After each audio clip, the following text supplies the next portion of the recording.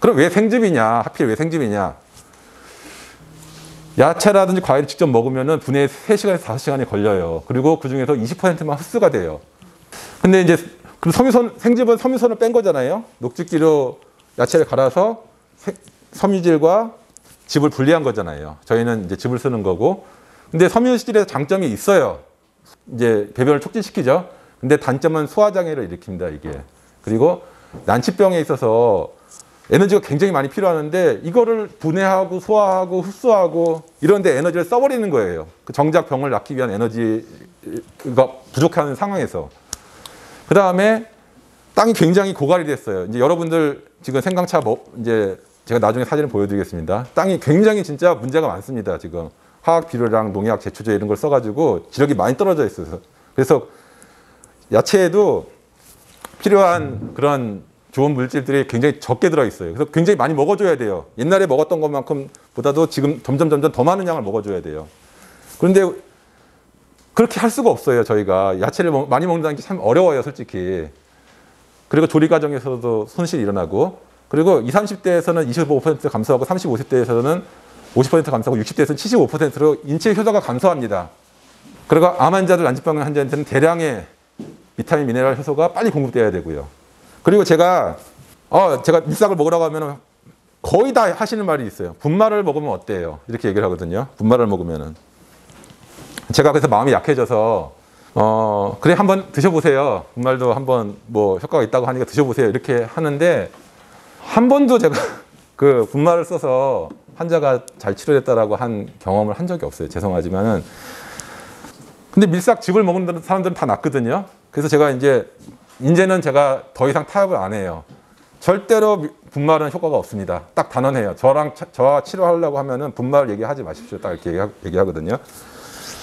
시간이 별로 없어가지고 이제 관장법 쓰는데 목표는 간해독을 하는데 커피 관장법은 이제 여러 가지 관장법이 있어요. 레몬 관장도 있고 뭐 주경 관장도 있고 많이 있는데 이제 저는 3가지 방법을 씁니다. 커피 관장, 한약 관장, 밀싹 관장을 쓰는데 이제 커피 관장은 이제 너무 이제 보편적인 거고 한약 관장도 이제 저 쓰긴 하는데 밀싹 관장이 제일 효과적이에요. 암 환자를 치료하고 그러는 데 있어서는 물론 이제 커피 관장도 암 환자 치료에도 쓰이긴 했지만은 밀싹 관장이 가장 난치 질환에는 효과가 좋다라는 걸 제가 경험하고 있습니다.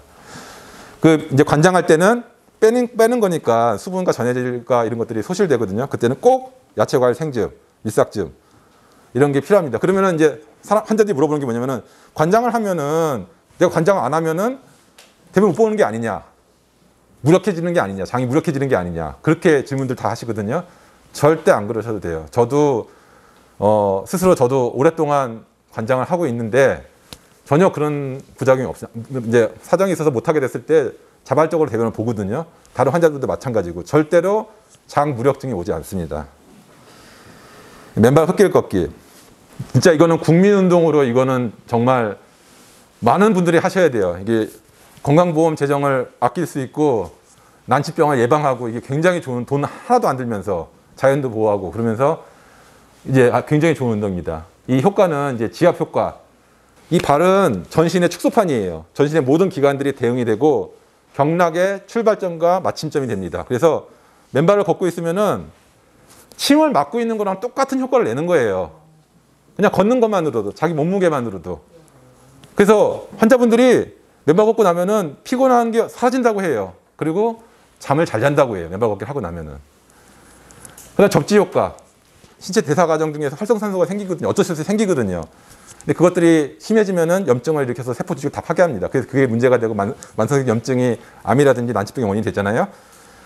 그래서 그걸 항산화제를 먹으라고 하잖아요. 근데 그런 거 먹지 않고도 이 땀과 접지함으로 인해서 활성산소가 무력화돼요. 그래서 류마티즘, 뭐 치주염, 각종 암, 뭐 이런 것들이 염증이 이제 없어지니까 좋아집니다. 그다음에 자율신경계 안정이 됩니다. 이걸 하면서 그래서 정신과 질환 문제 있는 사람들, 불면증, 우울증 이런 분들이 굉장히 효과를 많이 보게 됩니다.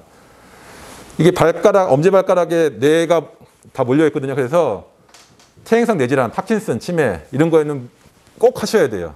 굉장히 이제 효과가 좋습니다. 그리고 이제 단식 최고의 치료법입니다. 칼을 대지 않는 수술.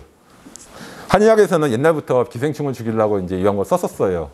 이제 양생을 위해서 써거든요. 벽곡법이라고 하거든요. 이 방법을 썼었고.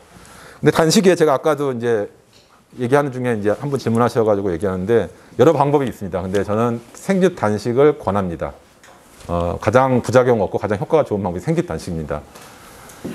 그리고 감식기 때는 현미치 퇴치부터 시작하는 거죠. 식사량을 점점 줄이고 구충제를 먹게 하고요. 본 단식기 때는 이제 3일에서 7일 이렇게 하게 하는데, 명현 반응이 있을 때는 이제 한약으로 제가 그걸 줄여줘서 성공을 높이기 위해서 같이 병행을 하고요. 이런 것들 다 하게 하고, 컴퓨터라든지 스마트폰 쓰지 못하게 합니다. 눈에 당분 공급이 안 되기 때문에 시력을 이제 약간 떨어뜨릴 수 있거든요.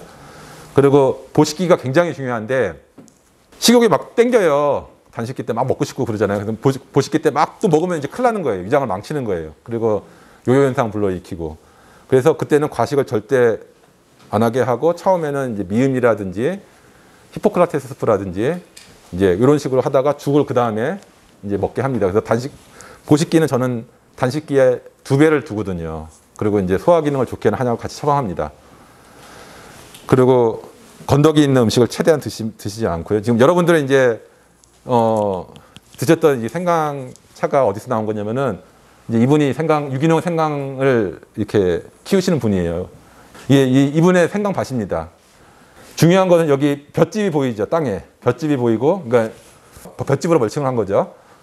그러니까 이 볏짚에서 살고 있는 유익한 균들이 이제 토양에 좋은 효과를 주니까. 그리고 여기 잡초들이 굉장히 많죠. 이분 제초제를 안 쓴 거예요. 그래서 손으로 다 뽑아준다고 합니다. 생강이 뿌리를 쓰는 거기 때문에 농약이라든지 제초제가 남아있으면 굉장히 안 좋거든요. 근데 이제 이게 농약을 쓰면 어떻게 되냐면은, 이런 게 보이세요, 혹시? 주황색, 이렇게. 이 염이 이제 쌓이는 거죠, 흙에. 그리고 잡초들이 별로 안 크죠. 그리고 이파리가 이제 잘 안 보이는데 좀 시들합니다. 제가 왜 이 사진을 갖고 왔냐면은, 저희가 자연요법을 하는데, 이제 이게 식물도 마찬가지 똑같아요. 사람이나. 이제 이렇게 키워진 것을 먹어야지 되지 않겠어요? 저희가? 그래야지 건강해지겠죠.